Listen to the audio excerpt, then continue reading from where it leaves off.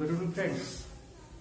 देखिए आज हम लोग का जो टॉपिक है ये क्लास 10th का स्पेशल टॉपिक एक ब्लड और लसिका।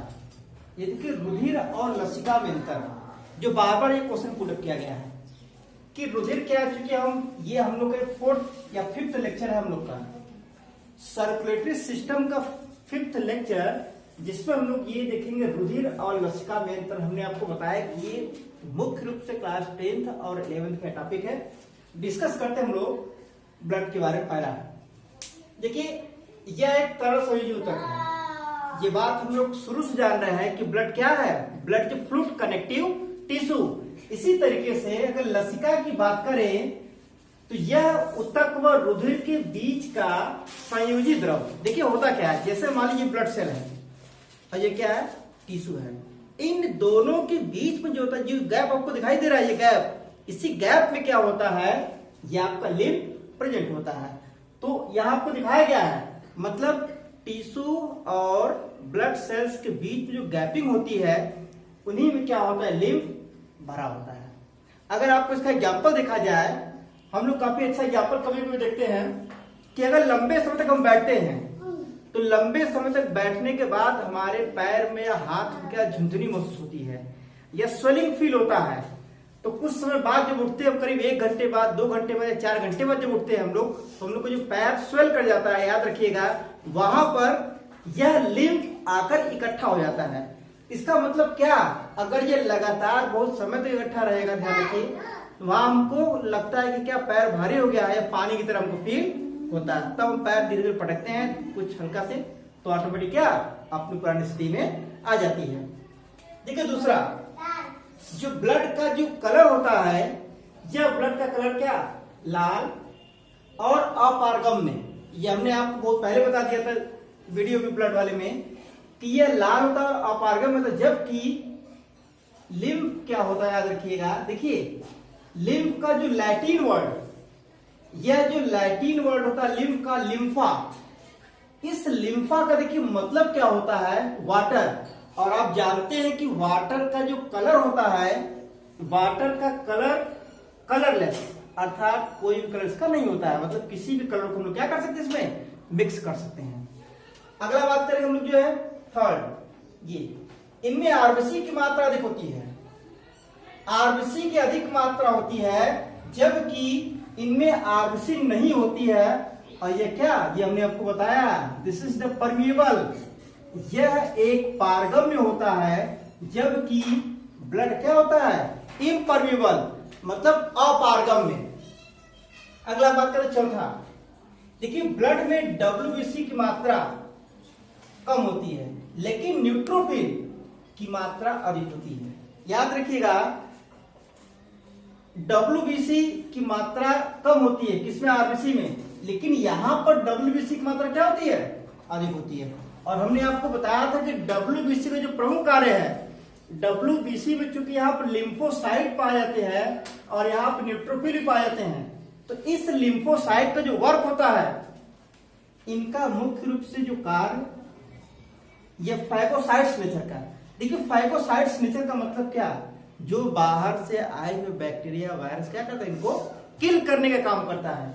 अब ये अधिक मात्रा में। नेक्स्ट पांचवा, देखिए पोषक पदार्थ अधिक मात्रा में होती है। पोषक पदार्थ के अधिक मात्रा में होने का मतलब क्या है, जैसे प्रोटीन, कार्बोहाइड्रेट, फैट, विटामिन्स, ये सब जो पोषक पदार्थ होते हैं, इन पोषक पदार्थ की मात्रा ब्लड में ज्यादा होती है।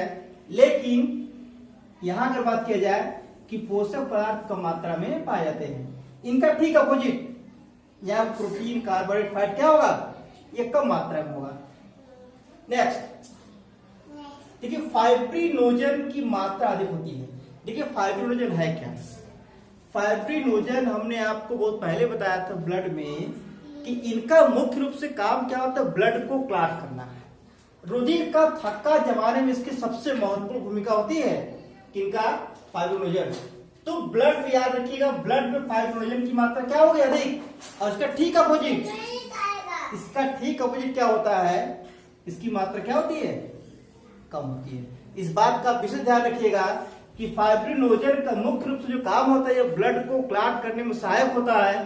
तो लिम्फ में फाइब्रिनोजन की मात्रा कम, जबकि इसमें इसकी मात्रा अधिक होती है। आगे बात किया जाए, देखिए लिखा है रक्त कभी भी रुधिर वाहिनियों के बाहर नहीं बहती है। कहने का मतलब जो वाहिनियां होती है ये मुख्य रूप से 3, धमनी, सिरा और ये कैपिलरीज। तो होता क्या है कि इन्हीं तीनों में क्या होती है, ये हमारा ब्लड फ्लो करता है। अर्थात जैसे नली है, इस नली के अंदर ही ब्लड फ्लो करेगी, जबकि यह क्या होती है, अपारगम में होती है, और जबकि यहाँ क्या, ये परमेबल होती है।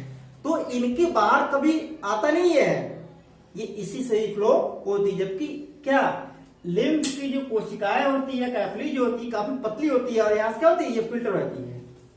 ठीक, आगे देखिएगा, यहां लिखा हुआ है यह लसिका वाहिनियों में बहता है। नेक्स्ट है, शरीर में रुधिर लगभग 5 से 6 लीटर होता है, 5 to 6 लीटर।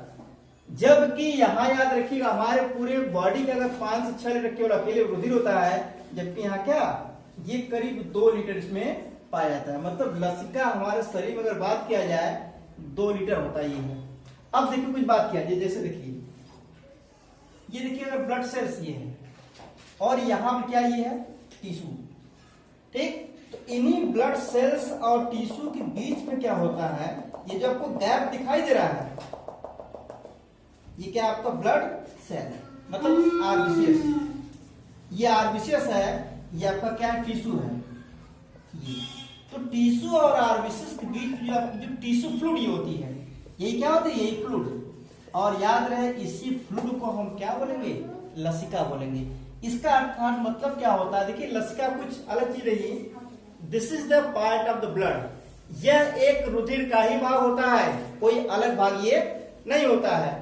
अब अगर देखा जाए, अगर डिफाइन किया जाए, तो ये लसिका है क्या, लसिका जो होता है, this is the connecting link between tissue and RBCs. इन दोनों के बीच में होता है और दोनों को जोड़ने का भी काम करता है। अब देखा जाए यहां पर लसिका गांठें, ये देखिए होता क्या है, लिम्फ नोड। लिम्फ नोड होता क्या है, देखिए इनका सबसे महत्वपूर्ण काम क्या होता है, ये फैगोसाइट्स नेचर। देखिए फैगोसाइट्स नेचर का मतलब क्या है, ये भक्षाणु, अर्थात मुख्य रूप से हमारे शरीर बहुत स्थान पे पाया जाता है, जिनका मुख्य रूप से काम क्या होता है, यह जैसे बैक्टीरिया को,